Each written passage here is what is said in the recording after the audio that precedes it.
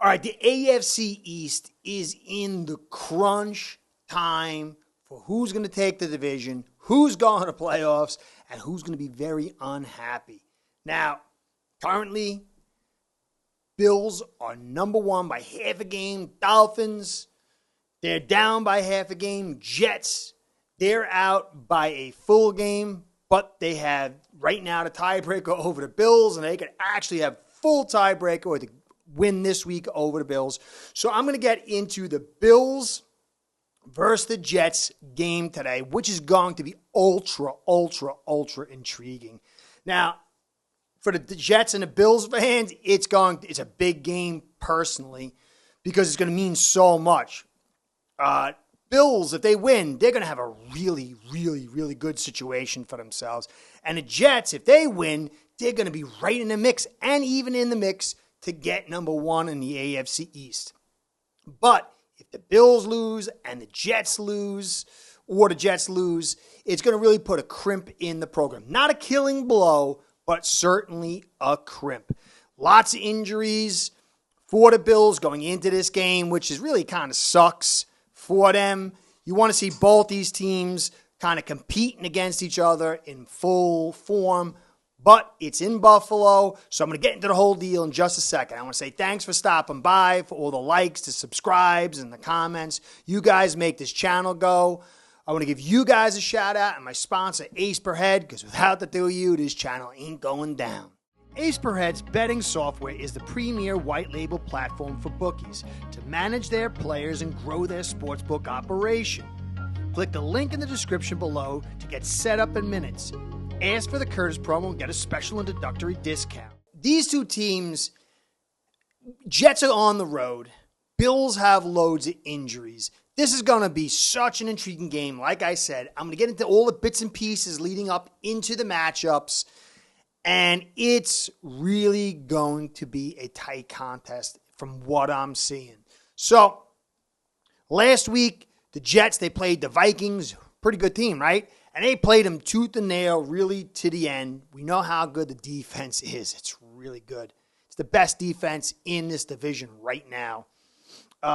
White, 369, but 2 picks. I kind of threw it. I thought they were going to drive down 4 to win. Better than Wilson, really, in a lot of ways. But the picks, that's got to kind of change. But still, a pretty good day. Knight, 15 for 96 yards per carry. That's an excellent day, and that's going to be the key. And that's why this Jets team is so dangerous. They can run the football. They run the football. They actually, even if they're struggling early, they continue to go at it, and they got this excellent defense. And if White can kind of just be a little bit more consistent and limit these turnovers, really tough team here. And then Wilson, 8 for 162. I really like the pick of this kid. I wasn't sure if he was going to kind of come on this quickly, but he's really developed. He's verging on a star. This kid is exceptional, considering when you think that he's had White and Wilson throw into him. Unbelievable talent. Davis, 5 for 85. Johnson, 6 for 38. So there's a little bit of a crew there. This is a 3-man crew that could be dangerous, and then we'll get into the matchup part. Davis, they're not sure if he's going to be able to play. There's an illness kind of going around the league. A lot of teams, got guys sick. Davis was dealing with an illness, and so was Reed. So we'll see how that plays out. And then for New England, for the Bills versus New England, Allen, a tepid day, I should say, 22-33. For like 223 yards and 2 touchdowns. No picks. But Cook, 14 for 64, 4.6 yards per carry.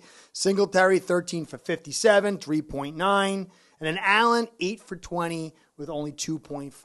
But if you remember the game, it took the Bills a while to figure out they had to run against that New England defense. They struggled, and then somewhere in the second quarter, they figured it out, and that's when it kind of blew the doors open. They took hold of the game. Allen was effective and efficient, but it was a dominating win. By dominating, I mean it wasn't like a close call. It was 2 scores of it, just about 2 scores. And this is what the Bills need to stick with, this formula going forward for several reasons that I'll get into. But it was good. And you know, if you've been watching me for a while, I've been saying the Bills need to run the football. Not because it's going to be the greatest thing since sliced bread, but just an average or effective run game amplifies Allen. I've been saying that forever, and I think last week against the Bills really drives that home.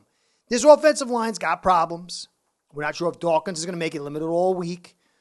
But guys can't, if you're an average offensive lineman, you can't sit and pass protect. You need to have the defense guessing. You need to be able to run that football so they're not sure. And running the football allows the offender to attack, the offensive lineman to attack and not have to play defense in pass sets. So this balance is going to be absolutely critical, even more so if Dawkins is not in, because Quisenberry will take over there. And then, you'll have an offensive line that showed, Patriots aren't a bad run defense. It's a pretty good defense, and you were able to put quality yards. Jets are a whole nother story, but it still needs to happen. So, injuries, Gilliam, the fullback, who they have a tendency to use more as a receiver, but I think he saw a little bit of action in the blocker last week and was effective. He's going to be out. Milano finally practiced on Friday.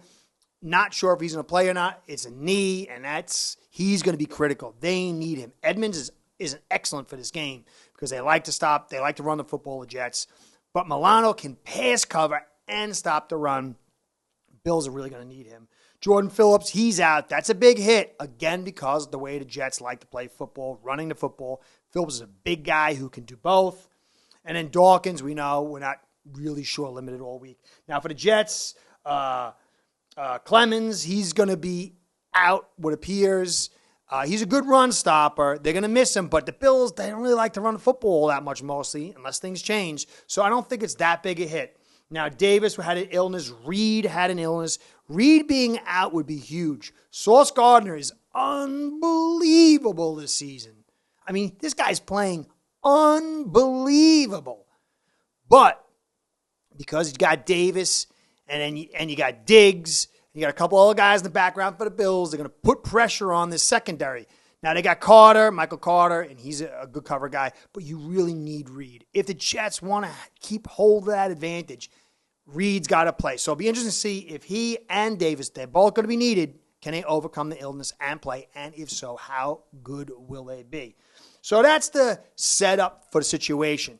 Now, I'm going to give you the graphic here, and you can see the Jets offense versus the Bills defense. I got some little doodads up over there. The yellow stars with the red outline. That's like the exceptional players. 2 stars means ultra exceptional. The big red star means an imbalance on that particular group against the other group that they're going to be facing.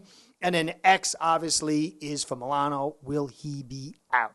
So you can clearly see that the Bills have an advantage on defense. Their defensive front, sans Vaughn, who I really should have mentioned, but Vaughn is now gone for the season. Had such a huge hit on so many levels. 33 years old, coming back at 34, and coming off an ACL. That's bad news because his money's guaranteed for 3 years. And you need him this year in this critical season. But it's not a death blow, but it's a huge hit. And then it can be a hit, obviously, over the next 2 or 3 seasons as it affects the cap. Does he come back to be full strength or whatever? We'll see. But he's out, and you're going to have Lawson come in. Lawson is inconsistent. He's got talent, but just really inconsistent. He was a Dolphin. But the Oliver, Jones, and Rousseau, excellent talent. And they really outmatched just about everybody on the Jets' offensive line. Maxwell, he's out now, blood clots, which is crazy, young guy. So really, you got McGovern, who's he's almost top 5, as you can see here. I don't take all PFF's gradings as absolute. I'm just putting in a rough estimation to try to get things moving along a little quicker. But this guy is easily top 10, probably top 8. He can run, pass, he can run, block. He's the best guy they got. It's great that you got for the Jets fans, the best guy in the center because that balances things out. But Rousseau is playing unbelievable. It looks like he's healthy again. Daquan is a big guy who can pass rush.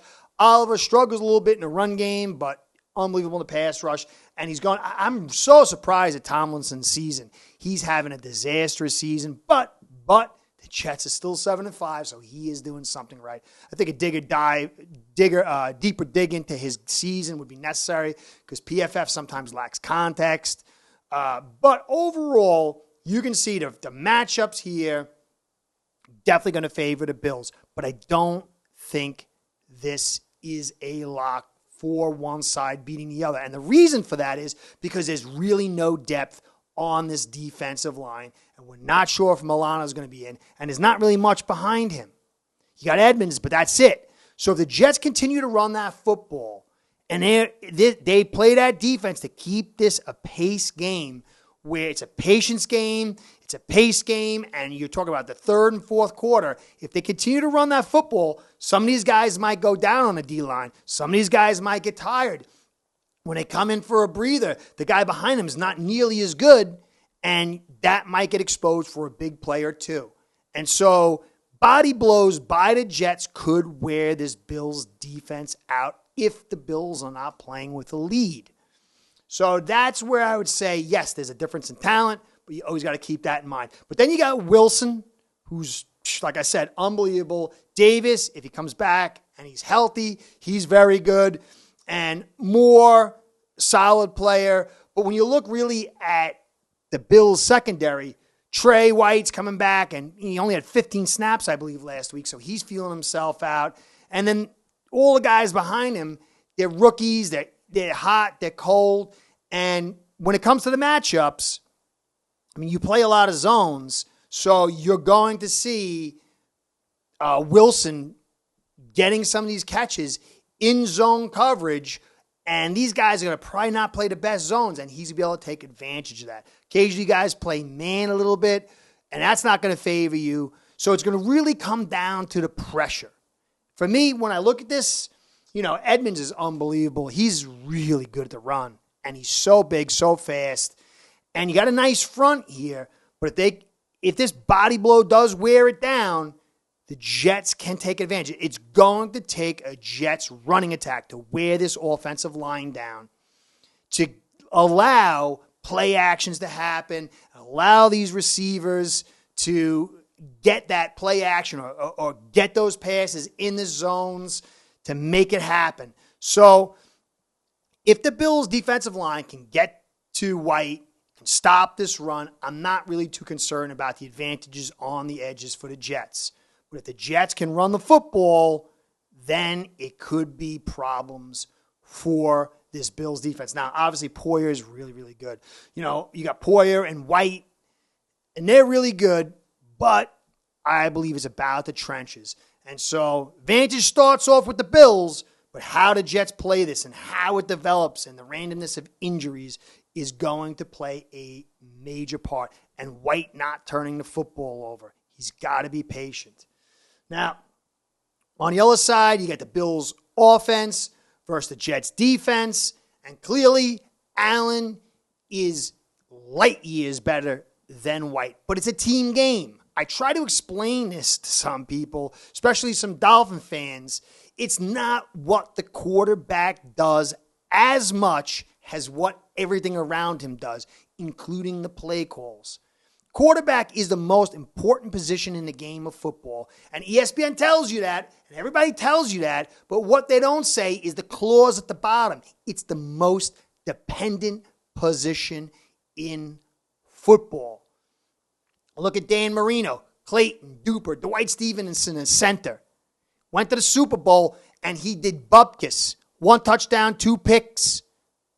Because they couldn't run the football. San Fran had 3 and 4 guys rush and had 6, 7 defensive backs. And said, we're going to stop the pass. Run us out. They couldn't. And Dan Marino lost. Dan Marino does not suck. So Dan Marino didn't have a bad game against San Francisco 49ers in the Super Bowl. His framework sucked down his ability, and it was too much for even his great talent to overcome. And it's the same thing here with Allen. And the same key for the Jets is going to be the same key for the Bills offense. They must run the football. They're not going to, if you go and look, I forgot to put my little red star here, but I'll put it on in an edit. Definitely, without a doubt, the Jets get the advantage on defense compared to this offense. Now, Allen, he gets 2 stars. I probably should have given him 3 stars. He is super duper talented. But when you look at this offensive line, you put Quisenberry in front of Dawkins, you see a vast mismatch when you look at the Jets defense. This Jets defense is unbelievable, guys. Unbelievable. And they're going to get better. They're going to add more talent going into next year. This is going to be the best defense in the division, without a doubt. Sauce Gardner, they got him ranked 2nd. I don't know about that. I know he's playing really good. I know this guy can cover any one man, and he's only getting better, and that's terrible for us in the AFC East. He gets 2 stars. Huff, playing out of his mind, 2 stars. Myers, playing out of his mind, 2 stars. Williams, he gets a 2 stars, but the one's above. And he's the best defensive tackle in the AFC East. And those 3 against this front is not pretty. And you'll say, well, we can't run. Bills can't run the football. It's not about the effect of, I got 6 yards per carry. You have to create balance. You have to create desire for this defense to commit, these linebackers to commit. And you might get 2.5 and 3 and 3.5 early on. But if you keep running the football, it's going to open things up, because football is not statistics. It's human bodies. And if you hit a body long enough, you can injure it or you can make it tired. And all it takes is a couple of runs that are of solid value for these linebackers to say, oh, I got to pay attention to that. That safety to say, I got to pay attention to that. And that's when Allen either rolls out for the run, rolls out for the pass, or does his play action. He gets the post or whatever, how it works. But if you sit there and pass all day with Reed, if he's in, illness or not, and Michael Carter in the nickel, and Gardner over there on the other side, with that front, Allen is going to get lit up like a Christmas tree. And I don't care how good you are. Quarterback is the most dependent position in the game of football. So this is going to take Dorsey having a patient, smart game plan. Because you're not just going to go, Allen, save us. It's not going to happen that way. Look what they got here. You'll say, oh, well, his safeties aren't that good. They got decent safeties. But the safeties aren't going to be as critical, because you're going to have 2 and 3 guys playing man, and you're going to have that pressure. And then I don't got Jermaine Johnson over there, the rookie. I should put him in, because he's, fast enough and agile enough to come out to the outside and follow Allen and be a pain in the neck so he can't just run around. And it's going to be an afternoon game, so the wind won't be there to really hurt White. It's not going to hurt Allen too much. He could throw through just about any wind. But if there's strong wind there, it will affect White. But it's in the afternoon, so I don't think the conditions are going to be too bad. I got to check on that. But the Jets run the football and play defense. So the Bills' offense, for one of the first times that I can remember, is going to be outclassed by the defense, especially if Dawkins is not in there. But they can still win if they play smart, if they play patience.